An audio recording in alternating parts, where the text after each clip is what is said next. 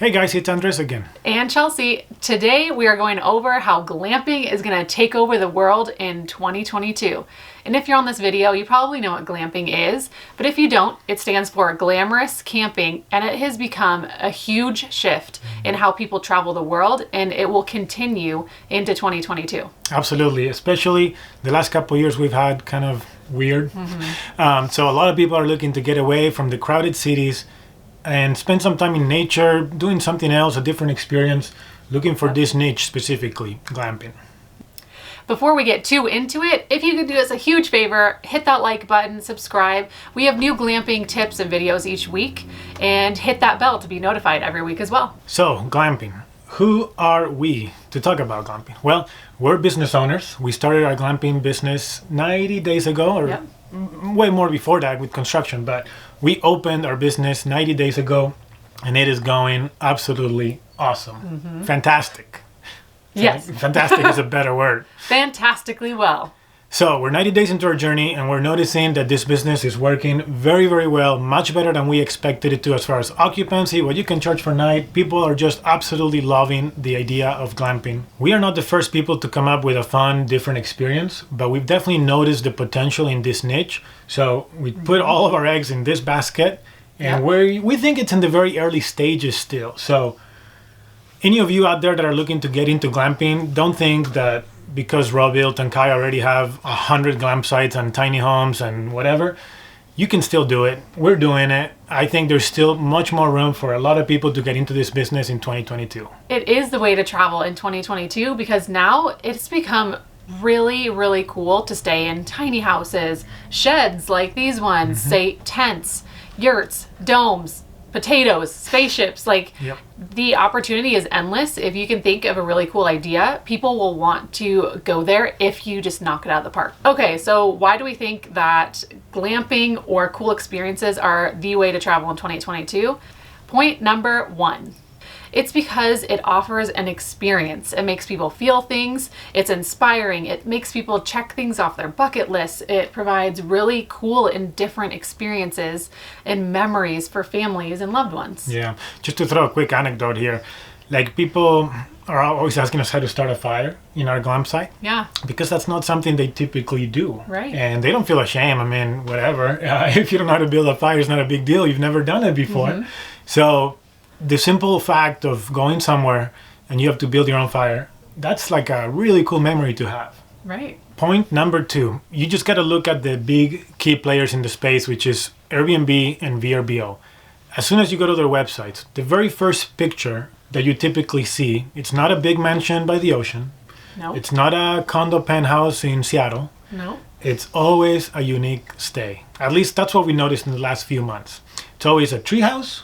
Lately, it's been domes and all these tiny homes and unique stays and spaces that people just think that is super cool. So if Airbnb and VRBO, with their massive marketing budgets and their studies and all this, I'm sure they have a lot of dedicated time and money to see what people are looking for and what they're pushing against.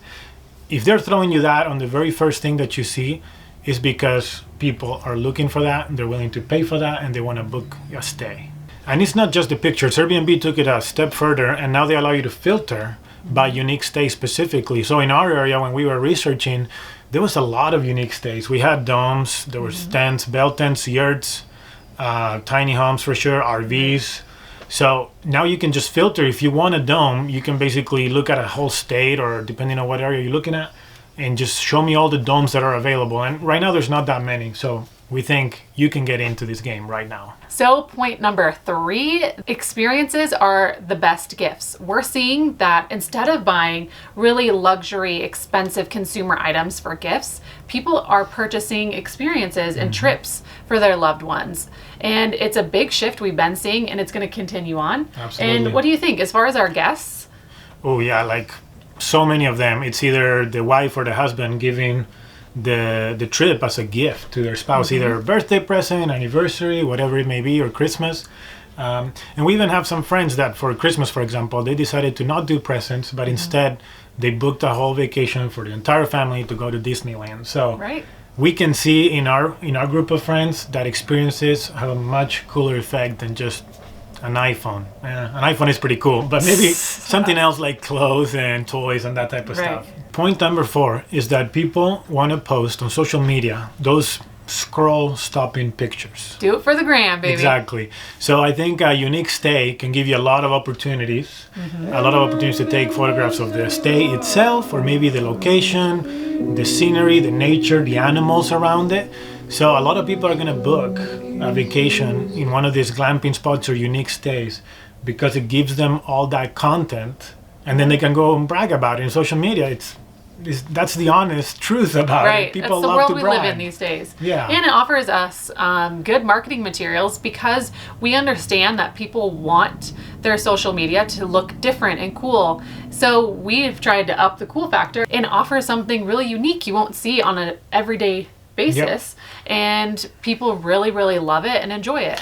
And people tag us now on Instagram and Facebook when they're like preparing the sauna maybe. Yeah. Or preparing the bathtub with hot water and all the steam's coming out. So it's really cool to see our guests taking all these little cool pictures, and then they tag us on it. It's really cool marketing for us. And we get to see what they're enjoying. Point number 5, and we've touched on this earlier, but after the year we've had, people want to get out of the cities and experience nature that we can offer out here. And people have been cooped up in their homes, and they want to be able to breathe the fresh air, make a fire, like you said, have the experiences that they don't typically get to have. And really, in my personal opinion, I look at an elevator lobby at a hotel different now.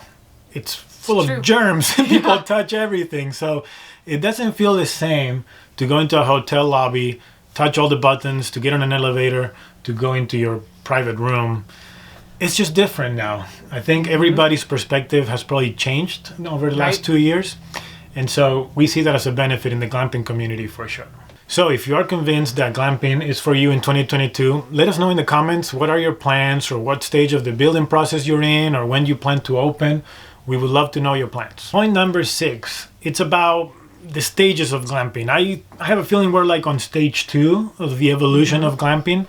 So glamping maybe a year or 2 years ago was still fairly new to Airbnb. They obviously weren't pushing it to the masses. There was not that much supply. But now it's all out there. People want to go experience these places. I mean, some of these places are completely booked. You can't even get a single weekend.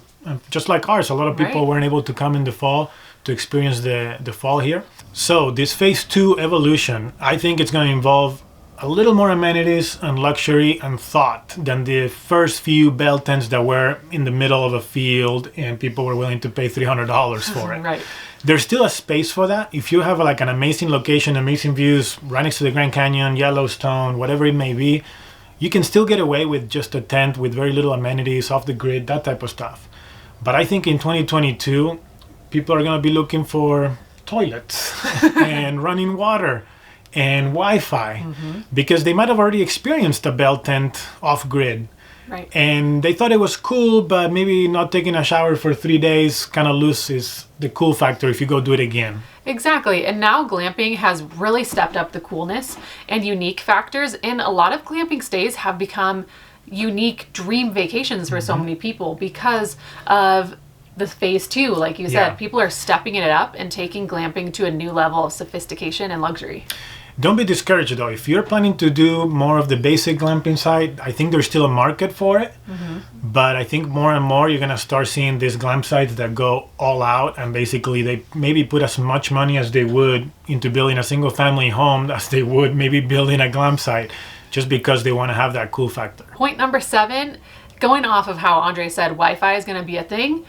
Workcations have been booming and will continue to boom. So people need really cool places where they can work from anywhere, because a lot of people are still continuing to work virtually. So Wi-Fi is going to be a huge thing. If you can offer it, I would highly suggest it, because people want to work from anywhere and so many people have the capability, and workcations are here to stay for a long time. Yeah, we just had some friends from Oregon come in, and I was asking him, hey, did you take days off? And he was like, no, I'm still working just from here. They don't even know where I am. He's used to working from home. So it's not like you have to say to your boss where you're going or anything. You just go, and if you have Wi-Fi, you're set. Point number 8, I can attest that I am a city or an indoor girl. Seem like, kind of an indoor girl. And glamping really offers the perfect balance of the taste of nature, getting to make the outdoor fireplace, getting to go hiking and just experience nature, but also have the luxuries of a really comfy bed and say maybe indoor plumbing and hot water and Wi-Fi, and not actually having to camp on the ground and have like a rocky bed and not shower for 3 days and wear the same sweatpants that you were wearing the whole time. I guess unless that's your thing. Yeah, I'm pretty outdoorsy on my side, but I know that if I was to go book a vacation for both of us, it wouldn't work very well to take my backpack and the 2-person tent and the water filter. So this is a very good solution for those couples out there that maybe one is the outdoorsy. So I wasn't sure I was gonna make it when we were going uphill. It was so tough. One is the indoorsy, and you can get a little bit of both in one vacation. Exactly. So typically we see in our guests that one of the guests is a little bit more outdoorsy and one's not. Typically the male is a little bit more outdoorsy and the female is a little bit more of the indoor girl, but it gives a couple the balance of both worlds, getting to have the outdoorsy piece and then the luxury and relaxation that we might need on the other end. So with all that said, we think glamping in 2022, it's going to be pretty awesome. We're very excited about our journey into this business and to see how we can grow it. And I think you can get into this right now without thinking that, oh my God, it's too late, I can't do it anymore. Yeah, I actually think glamping is in its very early stages still. So there is lots of room to get into this business and really just knock it out of the park with unique stays. So we would love to hear what you're thinking about building for your glamping adventure. So we're going to be building our glamp sites for the next year before we're pretty much complete with this property. So we're willing to put all of our money into this business because we truly believe there's a huge potential out there. So if you want to get in, don't ever think that it's too late. Come join us. I think it'll be a good time. But we'll see you next time in another video. See ya. We are Andres and Chelsea. We uprooted our lives from Arizona to Eastern Tennessee. We sold our long-term rentals and are putting everything on the line to start our dream glamping business. Join us each week as our family navigates this big new adventure and we share everything we learn so you can also build a successful glamping business.